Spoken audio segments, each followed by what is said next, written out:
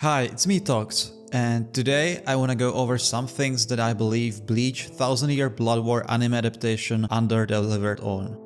Now, let me preface this by saying that I still really do enjoy the new Bleach anime, and in a vacuum, it's a really solid adaptation. However, since the bar was set so high up in certain aspects by the old Bleach adaptation, the new one didn't really live up to my expectations, at least in some areas. The most disappointing aspects of it for me were the visual side, the music, and the content itself. I'll go over each one of those one by one to look at them in more detail, so let's jump right into the first one. Now, the first thing that comes to mind when I say visual side is obviously the animation. Well, I don't actually have an issue with animation itself. I mean, you couldn't have expected me to complain about that, right? I'll say the animation has been one of the things that has been consistently great throughout the first two cours. While the animation quality definitely fluctuates, like from outright Sakuga tier in the Yamamoto fight to certain drops in quality with episodes like marching out the zombies. But honestly, even at the lowest levels, it's still at worst serviceable for today's day and age of anime. However, what I do think needs to be said is that Bleach and great animation isn't really anything new. Towards the end of the last adaptation's run, Bleach already had consistently great animation. Bleach Season 16, which is now more than 10 years old, that covered the Lost Agent arc, already had animation that is honestly comparable to anything in the new adaptation except for the episodes where they go ham. So hearing people say that like the new Bleach adaptation is so much better in animation, I mean, that's not necessarily true, I would say. Now, on the other hand, what I do consider a downgrade from the old adaptation are the colors. Now, I honestly don't know anything when it comes to coloring techniques, okay, so maybe what I'm referring to could be explained better, or there's even a specific word that describes what I mean, so maybe it's better if I just lead this with an example.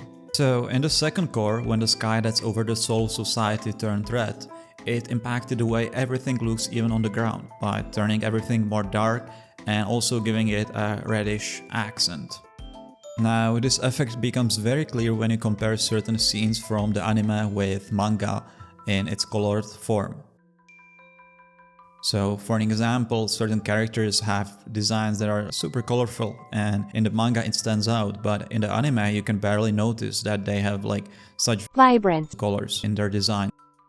Now, while I did use the red sky of the second cour as an example, this has actually been a problem even before that.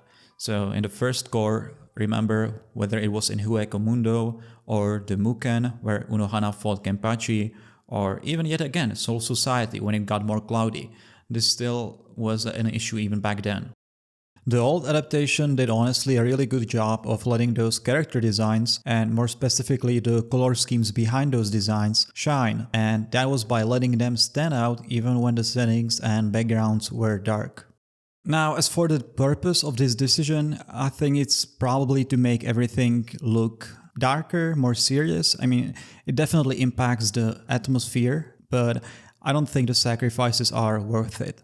Like one thing you can notice is that Reishi-based attacks stand out a lot more in the darker environment, but I feel like even in the older adaptation they handled that relatively well. I mean, if we look at some of the older Uryu Ishida clips with his Reishi stuff, it still looks pretty okay. I don't think they needed to go like that hard on making it stand out so much more. Now, when it comes to their probably main goal, which is to shift the atmosphere and tone into a more serious and dark one, it probably kind of worked. Some scenes are definitely more impactful due to that, but the costs are in my opinion simply too great. The old adaptation could reach the same heights of intensity using a different tool, which has definitely been underused in this newer adaptation, and that tool is none other than music.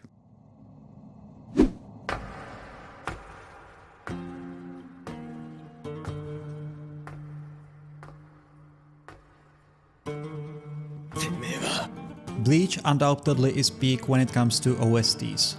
Before Attack on Titan came on scene, there weren't any popular animes that could even rival it, in my opinion. So going into this new adaptation, my hopes were naturally set pretty high up.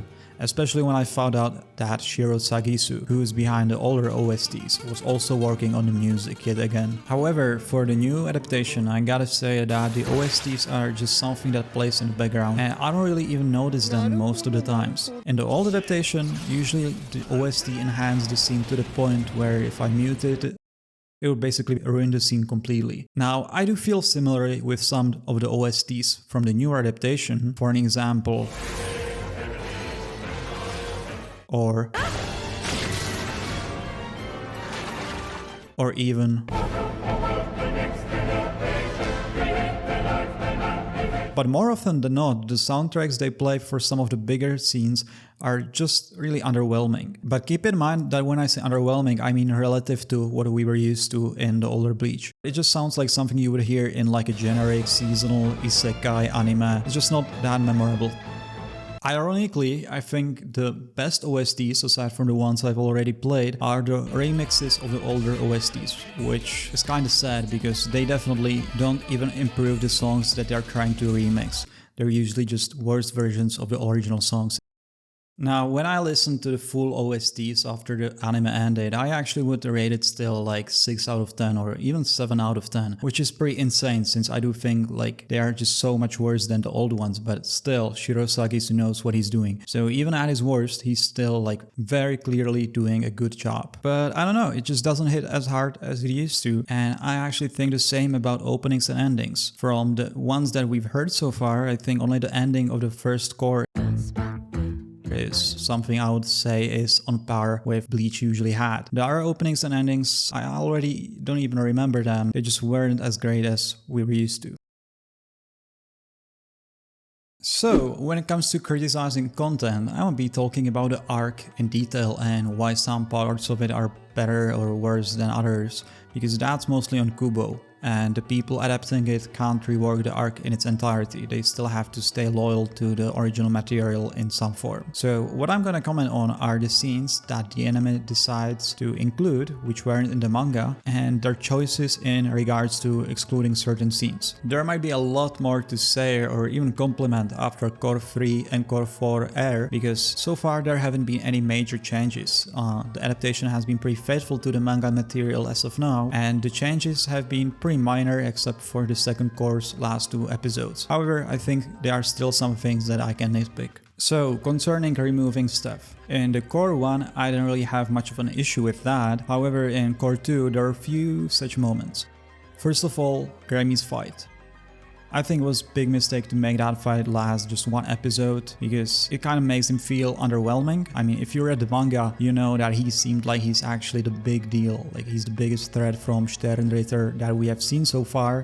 The reactions from Hashwolf and Askin definitely helped when the meter scene was first shown in the manga, and cutting those reactions out kind of hurt Grammy's character quite a bit, in my opinion. It made him feel just like he's just another monster that, you know, is gonna be done for at the end of the episode, and that's what happened, you know, so it didn't really feel as grandiose as it did in manga. I remember people used to scale Kenpachi super high because like people were actually convinced that Grammy might be the strongest Sternritter because of the fight, but in anime he just didn't look that great, in my opinion.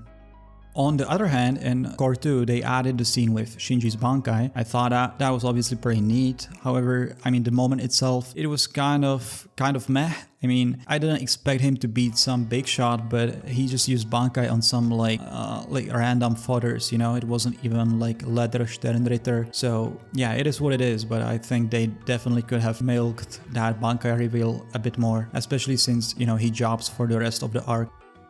As for the last 2 episodes of Cour 2, I can honestly just mostly give praise, but I'm not too sure about how I feel about Ichibei fight. You know, it wasn't really treated as like the big boss fight as it was in the manga, where the Royal Guard gets dealt with pretty quickly. Now, the new scenes, you know, we've seen with Royal Guard, the Bankai reveal, I think that was honestly like really great, so that more than made up for whatever criticism I have to offer on this. So I gotta admit, like these 2 episodes made me feel pretty hopeful about what's coming, because like anyone who has read the manga would probably agree that the writing quality goes downhill once Yuhabach gets back his almighty, but since they're like willing to make so many changes, I actually think they might actually make it better story overall, so I'm looking forward to it. Now, on a more general level, I do think the pacing could have been a lot better ever since like literally episode 1. Now, the whole issue probably arises from the fact that so far it has been announced that 52 episodes are planned unless, you know, they extend it, which isn't even nearly enough to cover the material without rushing through some of it, which has obviously already mostly happened. Now, the entire reason why Kubo is even so invested in the adaptation and helping out, you know, change the story, etc., is because he felt like he rushed the story, which means he wants to add additional material in. So like we're essentially dealing with even like a bigger piece of work than the manga. So I don't really see how they're going to cover so much in just 52 episodes without rushing through some of the parts, you know. I feel like in Cour 1 especially, it was like super noticeable. They were rushing through stuff, sometimes even adapting like 5-6 chapters into one episode, while usually, you know, it's like 2 or 3. And honestly, like even in the Cour 2, it sometimes gave off like the monster of the week vibe, you know, like every episode like a new Quincy pops up only to be defeated by the end of it. It kind of felt pretty episodic, like whenever you would tune in, you would just see a new fight and new characters, and by the next episode they would pretty much be gone.